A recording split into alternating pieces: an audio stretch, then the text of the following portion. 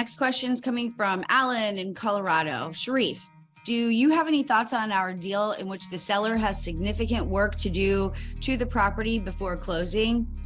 We plan to lock up this property with an offer and wait for the seller to complete the work. Note, this is not for beginners. Like our oil and gas investments, we also have advanced levels of experience with brownfield sites. This is a small 10-acre land development opportunity in Denver, crazy hot industrial market. Oh my God, awesome, Alan. This is good stuff. Okay, so my suggestion, if the seller has significant work to do before the closing, this got to be spelled out very carefully with what they're going to do and when they're going to do it, by when they're going to finish each part, and what happens if it's not done.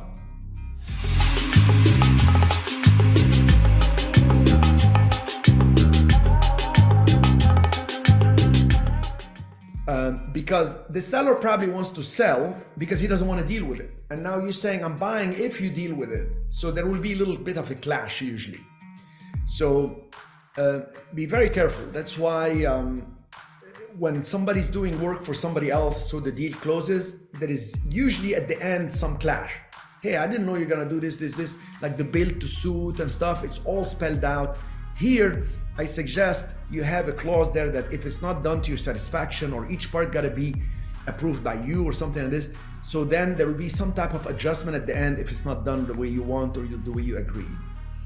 And let me define, you say we have also advanced levels of experience with brownfield sites. Brownfield sites, for those that don't know, brownfield is like sites that have complications with, let's say, environmental stuff, like an old gas station. That could be like a brownfield site. Because brownfield, the name comes from like, it's dirt, so it's brown. It's not, they can build on it until they clear up all the environmental issues. Or it used to be a laundromat with equipment and some gas and things being used on the site. So, but it's pretty interesting because you can make a lot of money if you have, like you say, advanced level of knowledge on that stuff. Because I remember this guy was doing tax lien, tax deeds, bought in an auction a land, went to see it, found out it used to be a gas station.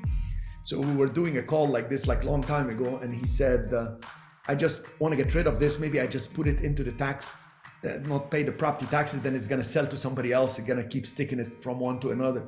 And I said, why don't you get the environmental people and see how much it costs to clean it up?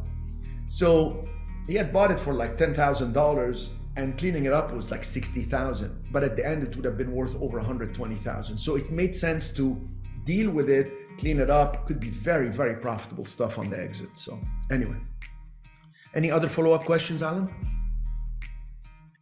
I don't think so. We need to acquire this property for $1.82 a square foot or less.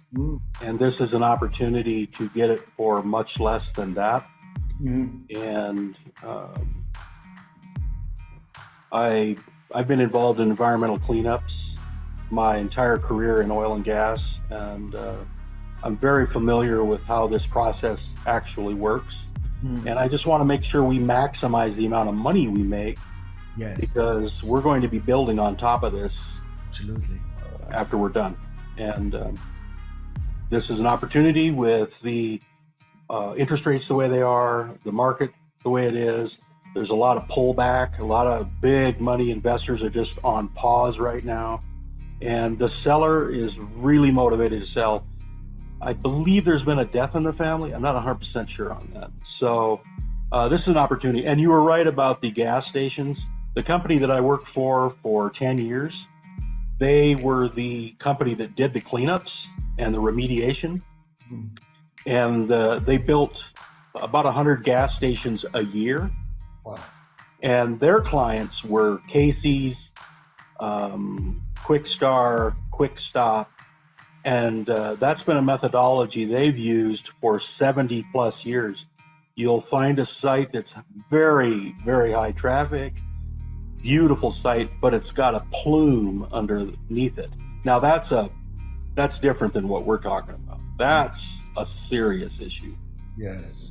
But they'll buy the property for $1, clean it up for $300,000, and then they have a property that's worth $1 million, $2 million, It's whatever. insane once you specialize in solving problems. So hopefully in this one that you're doing, you have a way to claw back, if you will, on the price or something, if that person is not doing what they need to do. If they're motivated, it's very good news. But in the meantime, you can also start getting, what the drawings are going to be like, what you're going to develop, what the loan is going to be like, what the city requires, like do all that work, which I'm sure you're doing, but just kind of a reminder. Sure. Yeah, we've opened a back channel of off the record communication with the county, the planning department. Excellent. It's not formal at this point. We just want to know, are you going to be, cheerfully supportive? Are you going to be resistant to what we want to do? Because in fact, we are taking a really ugly eyesore and going to create something that's aesthetically pleasing when all is said and done. Well, if it's a hot industrial market right there in the greater Denver area, they're going to be supportive, don't you think? I think so. There's been a lot of legislation passed in the last 2 years. Most of it has to do with multifamily here in Colorado.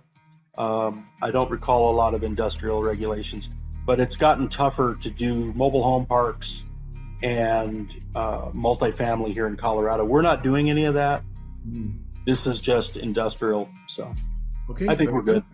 Good luck with that. Thank you. Thank you.